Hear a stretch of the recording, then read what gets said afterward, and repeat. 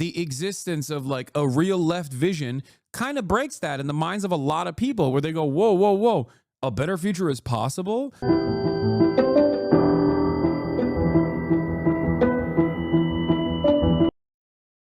David Graeber on the extreme center. People need to understand that this is why they will never learn the lessons you want from them. They only want to win with neoliberalism. 3 minutes. The kind of politics we have now. Rest in power, David Graeber on the extreme center.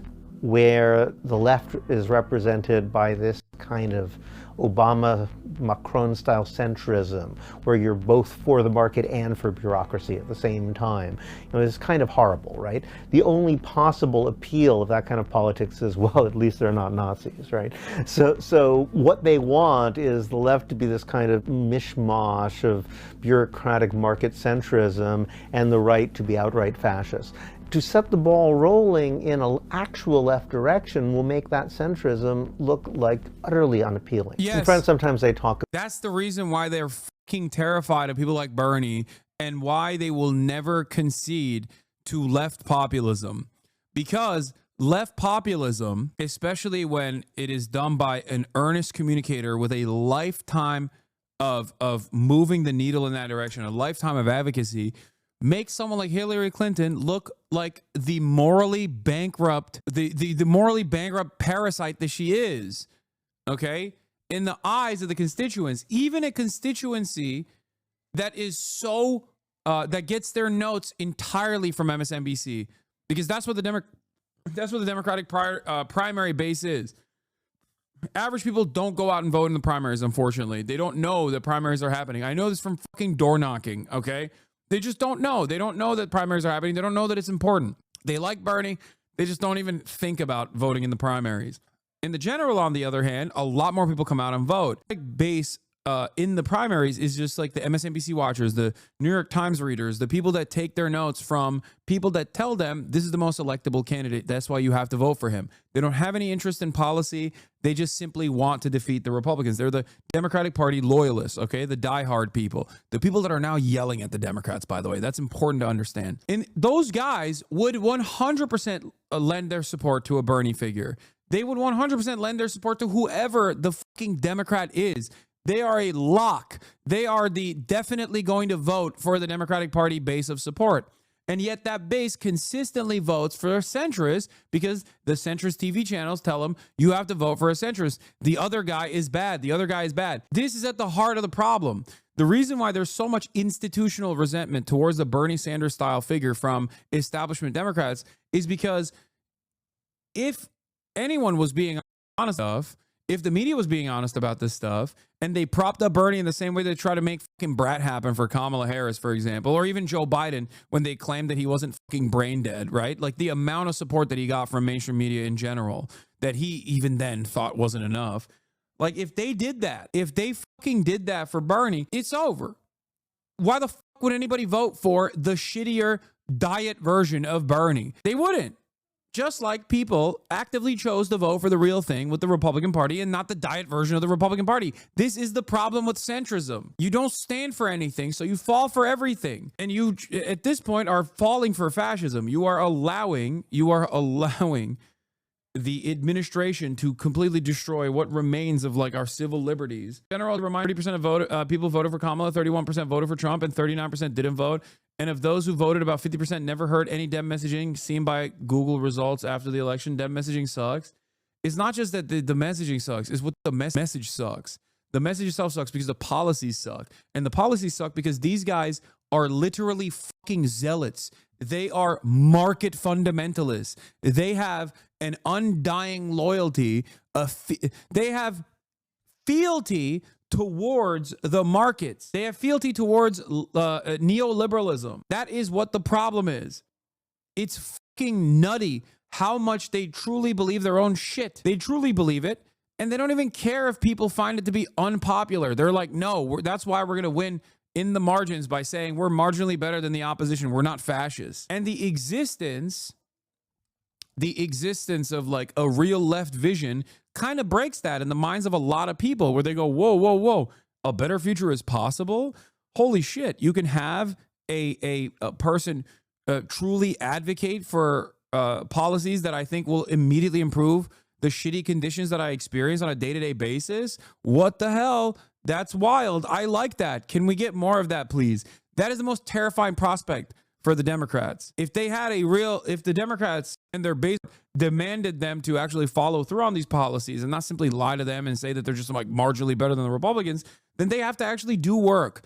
And doing work for the left party, okay, not saying that the liberals are leftists, but it is the party that is to the left of the Republican Party, which is the far right party, right? But that is the party to the right, would mean doing things that are inherently anti-capitalist. The American left party, being the liberals, the Democratic Party, implies that if they were to actually move policy leftward, they would have to do things that are anti-capitalist. And I don't mean like seize the means of production. I mean anti-capitalist as in against the immediate interests of capital and its short-term profit-seeking behaviors. That's what regulations are. Regulations are inherently anti-capitalist. Regulations and social safety nets are inherently anti-capitalist. Redistributive policies are anti-capitalist. Labor protections are anti-capitalist. Not to say that they are socialist, okay? I'm not saying that. I'm just simply saying that all of these policies that the Democrats lie about when they want to win your support, those are all inherently against corporate interests. But because they are also backed by the same corporate structure, they cannot fucking actually follow through on those policies. They hate it. That's why they constantly find a rotating villain in the party. That's it. Historically speaking, any sort of initiative that is marginally to the left of what is permitted by American corporations will immediately be destroyed by a member inside of the Democratic Party. This creates chaos within the Democratic Party. Hasan, you need to read more theory. You're right. Instead of explaining to people the American duopoly, I should be talking about how it is a bourgeois system that benefits the capital owners only, and that is precisely the reason why neither of these two parties in the current duopoly structure that we have are not actually going to defend the interests of the working class. Oh, wait, I did do that, actually. I just used simpler terms because I'm not a fucking moron. Shut the fuck up. This is the one thing I'm good at, okay? Why the fuck do you think you know how to do this? Then you do it. Do it on your own. God damn, dude. No, you need to go back to Hegel. You need to explain master-slave dynamics, please. If you can't understand dialectical thought, you can't understand Marxism. Shut the fuck up. Shut up. You fucking nerd. You don't know anything. The extreme center, and I think that's a fitting phrase. It strikes me that what's called the moderates are the most immoderate people possible. And the reason why they're so uncompromising, I think, is because they realize they don't have a lot of positive arguments. They're not really for anything. Exactly. And somebody like Obama, the reason he worked was because he looked like the kind of guy who would have a vision. He acted like a visionary. He had the intonation. He had the way of standing and looking into the distance like he really believed in something. And it shows you something about just how much visionary politics has been killed. It didn't even seem to occur to people to ask what his vision actually was, right? Because it turns out, insofar as he had a vision, his vision was not to have a vision. You know, he believed in pragmatism and compromise and so forth. And that's what the center has been reduced to. It's become this pure set of performative symbols. And at the same time, you get to feel morally superior, which is ultimately what centrism, what liberal centrism is all about, is the ability to feel better than other people.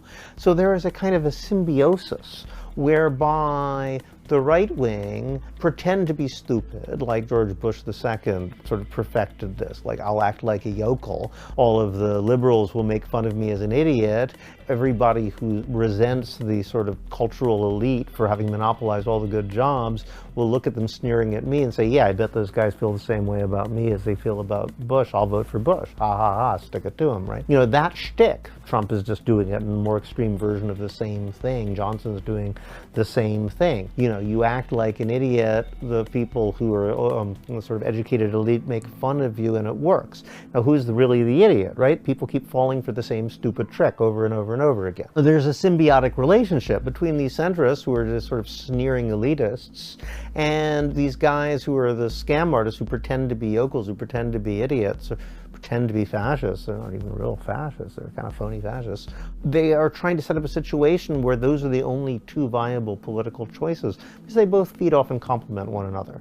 Seems like he's giving too much credit to Trump. He really is an idiot. Yeah, but that works. That works in his favor.